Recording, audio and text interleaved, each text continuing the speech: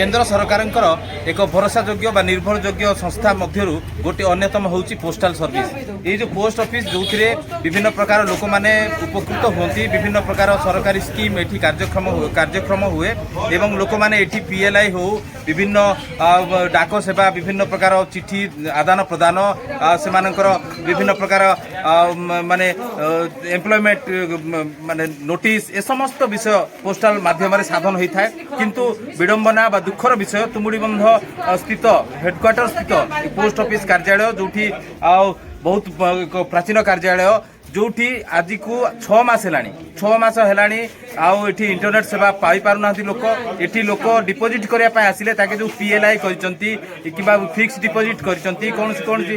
जो बीमा कर बीमा पैसा जो जमा करने आसुँच से पोस्टमास्टर कुआड़े से मना कर अभियोग होती वर्ष वर्ष धरिक 6 मास है लोक मैंने जो पीएलआई रू जो लाभ पाइबा कथा मेच्योरिटी होती से पैसा फेरस्त पाई पारना ये से कहते सिस्टम चालू ना एवं पैसा डिपोजिट करने आसुँच जो मासिक जो ईएमआई टा डिपोजिट करने आसुँच से ग्रहण करूना जहाँफल ये फाइन भरवा पड़ुची ये विभिन्न प्रकार अभियोग अच्छी सीधा सड़क आम ये किसी उपभोक्ता अच्छा पोस्टल उपभोक्ता अच्छा से सीधा सड़क पचार कौन सब से समस्या सम्मुखीन कर सीधा सड़क पोस्टमास्टर सहित कथा हेबार चेष्टा करबा मा कौन हला कौन सब समस्या अनुभव आमे आरडी खोलिचु जेहेतु आमे जेते बेले मासकु मास आनी पैसा मागिले एठे कहउछन जे हमर किछि मिसिनी चालू होनी आमे कोन करिवु बालीउडा गले आगा बांधिबु बोली कहउछन्दी तेनु करी आमे जदी द्वितीय मासरे बांधुचु फाइन बांधिगिरी बांधुचु आमे खोलिबार आवश्यक कोन अछि केते दिन हेलानी एटा आज की 6 मास हो गेलानी 6 मास हो गेलानी सीधा सड़क शुणुले कि भाव हैरान कर गोटे केंद्रीय माने सरकार गोटे संस्था सरकारी संस्था जब ये अव्यवस्था तेज बेसरकारी संस्था कौन आशा कौन कहे आपंकर कौन सब समस्या सम्मुखीन कौन सेवा पाऊनु जिते थर खाता आने भी नेट ना ये ना सी ना बोलिए मना कर दौरान बालुड़ा नहीं बांध आनी आम से प्रस्तुत नुह माने सी निजे पैसा नहीं बालुड़ा नहीं बांधी तेणुक आम विश्वास करूना आम दौनु सीधा सड़क शुणुले कि भाव समस्या सम्मुखीन होती आम शीघ्र भर जा पचार कौन कहे कौन सब समस्या पीएलआई बीमा कागज पत्र भी पठाई पारनी कि पैसा भी मिल तार सिस्टम भी आप कौन कहते कौन है मिल पारनी कारण आम सिस्टम चालू नहीं बोलते सिस्टम चालू कौन सिस्टम आम जान कंप्यूटर कौन चालू सीधा सड़क शुणुले आप कौन आसते कौन समस्या सम्मुखीन होती पोस्टल सेवा पासबुक आम ओपन करने आसलु आज को प्राय 3-4 मास हो गलानी तो धाँ धपड़ हेले आगे पोस्टमास्टर कहते आम आगे मोर आईडी नहीं कहते अच्छा आईडी ना कौन समय लगे ठीक है आईडी नहीं आगे मुझे बालुड़ा जाए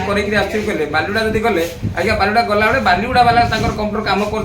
जारी फल आमको समय होनी आमको समय आउट होगा आमको दौना जार आम किसी करें बोले गोटे मैंने आरटी गोटे मेचर है आरटी मेचर है बहुत दिन लगा आज को 8 मास 9 मास है मुझे सुपरिटेडेंट भी कही सुपरिटेडेंट कहले हाँ पठे दे सब जिन पठे कहले सुपरिटेडेंट इंस्पेक्टर मुझे कहली आगे सब पठाई कहली कि आज सार कहते जे आम किसी दिखाई आज्ञा सब जिन किଣା बालुड़ा फुलबाणी अच्छी आमको किसी सिस्टम देना केवल यूपीएसटा जब किଣା हेले आमको दिज्व नचेत ना कहते तो आज बहुत बहुत अनेक थर आनी सब देखते लंका गोटे झीरी पानी बेलघर समस्त लोक आसी बाहर खराब तरह ठिया होती दायी किए पुणी ये पोस्टमास्टर जाए बालुड़ा करेंगे कहीं कहते पोस्टमास्टर जी बालुड़ा जाए कर नियम अच्छी गोटे सेंट्रल गवर्नमेंट ये करे ठीक अच्छे कार सेवा देवाई अच्छे सेंट्रल गवर्नमेंट ये सब बहुत अन्याय अत्याचार कर मनमुखी शासन चलती जार फल जनता बहुत हैरान होती मुझे आज आसली जे मोर पासबुक ओपन करा ना आगे 3टा पासबुक ओपन करने चाहिए 2टा पासबुक गोटे भी हो पार ना तो सिस्टम एटा कौन भारत सरकार कौन चाहते यही सब माने कौन करवा यहाँ तेणु आपने देखते प्रचार प्रसार सिस्टम अति तुरंत आज के 9 मास 10 मास है तेणु मुझे पोस्टमास्टर को अनुरोध करी जे केबे चिठी माध्यम जनई गवर्नमेंट को से कौन दे पारे आप ठीक सार पचार केबे चिठी पचार मगे सीधा सड़क शुणुले कि अभियोग आम सार पचारू सार कौन ये अभियोग को आप कि ग्रहण करेंगे यहाँ तो अलरेडी जे थिले से अलरेडी चिठी करछन्ते मु आगा खोजुଥିଲି ଏବେ ଆଉ से किछि करना मु कॉल करके भी कहि सारछि कहा को कॉल करी कहै एसएसपी को कहि सुपरिटेंडेंट को भी कॉल करछि एटा प्रॉब्लम अछि आ एडमिन ब्रांच से जौना छते केते दिन हेलानी प्रॉब्लम एटा अछि एटा तो मु जेबे आछि मु जॉइन करछि एबे 6 तारिख रे ता पूर्वरु आका एटा प्रॉब्लम अछि एटा 6 ମାସ ହେଲାଣି ପ୍ରୋବ୍ଲେମ ଅଛି ନାଇଁ 6 ତାରିଖରେ ନାଇଁ ଠିକ ଅଛି ଲୋକ କହୁଛନ୍ତି 6 ମାସ ହେଲାଣି ବୋଲି। ଲୋକ ନାଇଁ ଅଧିକ 8-9 ମାସ ହେଇଗଲାଣି। ଲୋକ କହୁଛନ୍ତି 8-9 ମାସ ହେଲାଣି, ସେଇଟା ତ ମୁଁ ଜାଣିନି। ସେ ଅନୁସାରେ ମୁଁ ଯେ ଆପଣ ଡେରିରେ ଆସୁଛନ୍ତି ବୋଲି ବି ଅଭିଯୋଗ ହଉଛି। ଡେରିରେ ସେ କ'ଣ ପାଇଁ ଆସୁଛି, କ'ଣ ପାଇଁ ବାଲିଗୁଡ଼ାରେ ଯୋଉଟା ବି ଆମେ ଅପରେସନ ଆଜି ଯେମିତି ଆଜି ମୁଁ କଲେକ୍ଟ କଲି, ତ ସେଇଟା ମୁଁ ନେକ୍ସଟ ଡେ ଯାଇକି ବାଲିଗୁଡ଼ାରେ ଫ୍ରି ହେଇକି 8ଟା ସକାଳେ ଯାଉଛି, ସେଠି କାମ କରୁଛି, ତାପରେ ଆସୁଛି। କ'ଣ ପାଇଁ କି ଛାଡ଼ିବା ପାଇଁ ରହୁଛି, ଯିଏ ଆସୁଛି କାଉଣ୍ଟରରେ ତାଙ୍କ ପାଇଁ ସିଷ୍ଟମ ଛାଡ଼ିବା ପାଇଁ ରହୁଛି, ସେଥିପାଇଁ ମୁଁ ସେଇଠି କାମ କରୁଛି। ଆଚ୍ଛା ଲୋକ ଏବେ ଆରଡି ପଇସା ଡିପୋଜିଟ୍ କରିପାରୁନାହାନ୍ତି, ସେମାନଙ୍କର ଫାଇନ୍ ଭରୁଛନ୍ତି, ତ ସେଥିପାଇଁ ଲୋକ ଦାୟୀ ହେବେ ନା ଆପଣ ଦାୟୀ ହେବେ? ଆପଣଙ୍କର ମାନେ ସଂସ୍ଥା ଯୋଗୁଁ ସେମାନେ ସଫର ହଉଛନ୍ତି। ସେଇଟା ତ ମୁଁ ଯେମିତି ଯୋଉ ସୁବିଧା ଅନୁସାରେ ମୁଁ କରିପାରୁଛି ସେମିତି କରିଦଉଛି। ମୁଁ ଯାଇକି ଯେମିତି ଆଜି ମୋତେ ଡିପୋଜିଟ୍ ଦେଲେ ମୁଁ କାଲି ଆগে ଯାଇକି ଡିପୋଜିଟ୍ କରିଦଉଛି, ନହେଲେ ଆଜି ସନ୍ଧ୍ୟାରେ ମୁଁ ସେକେଣ୍ଡ ହାଫ୍ରେ କରିଦଉଛି ସେଇଠି। ଆଚ୍ଛା ଲୋକ ସୁପରିଟେଣ୍ଡେଣ୍ଟକୁ ଫୋନ୍ କରିବା ପାଇଁ ହେଲେ ସେ ସୁଇଚ୍ ଅଫ୍ କରୁଛନ୍ତି, ୟା ଉପରେ କ'ଣ କହିବେ? ଏଇଟା ତ ମୁଁ କହିପାରିବିନି ସୁଇଚ୍ ଅଫ୍ କରୁଛନ୍ତି, ତାଙ୍କର କ'ଣ ପ୍ରୋବ୍ଲେମ୍ ଅଛି କ'ଣ ନାହିଁ, ବିଜି ବି ଥାଇପାରନ୍ତି, ସେଇଟା ମୁଁ ଆଉ କିଛି ସିଧାସଳଖ ଶୁଣୁଥିଲେ ଆପଣ ମାନେ ଆଉ କିଭଳି ଭାବେ ଏଠି ମାନେ ଗ୍ରାହକ ମାନେ ହନ୍ତସନ୍ତ ହଉଛନ୍ତି। ପୋଷ୍ଟାଲ ସେବା ଯୋଉଟାକି କେନ୍ଦ୍ରୀୟ ସରକାରଙ୍କ ଏକ ନିରବଚ୍ଛିନ୍ନ ବା ନିର୍ଭରଯୋଗ୍ୟ ସେବା, ଯାହା ଉପରେ ଲୋକମାନେ LIC ଉପରେ ଭରସା କରୁନାହାନ୍ତି କିମ୍ବା ଯେମିତି ସାହାରା ଇଣ୍ଡିଆ ଉପରେ ଭରସା କରୁନାହାନ୍ତି, ବୀମା କରିବା ପାଇଁ ପୋଷ୍ଟାଲ ମୁହାଁ ହଉଛନ୍ତି ଲୋକମାନେ। କିନ୍ତୁ ବିଡ଼ମ୍ବନା ଏବଂ ପରିତାପର ବିଷୟ ତୁମୁଡ଼ିବନ୍ଧ ସ୍ଥିତ এই ଯୋଉ ଶାଖା ପୋଷ୍ଟାଲ ଶାଖା ରହିଛି, ତୁମୁଡ଼ିବନ୍ଧରେ ଯୋଉ ପୋଷ୍ଟାଲ ଶାଖା ରହିଛି, এই ଶାଖା